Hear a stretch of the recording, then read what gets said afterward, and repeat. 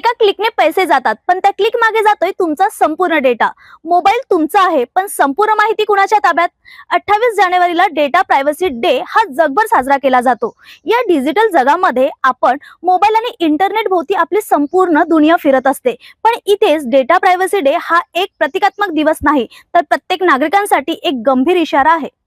हा दिवस 2007 पासून जगभर साजरा केला जातो। याचा उद्देश लोकांना त्यांच्या वैयक्तिक डेटाचे महत्त्व, त्यावरील धोके आणि सुरक्षिततेच्या उपायांबाबत जागरूक करणे हा आहे।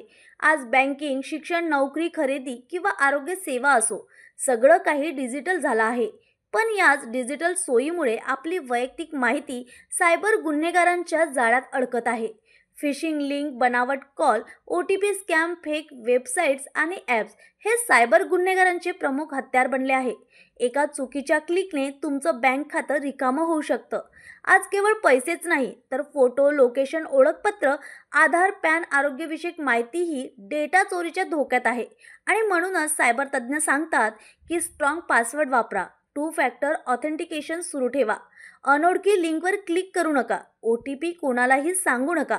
सरकार आणि सायबर पोलिसांकडून जनजागृती मोहीम राबवली जात आहे।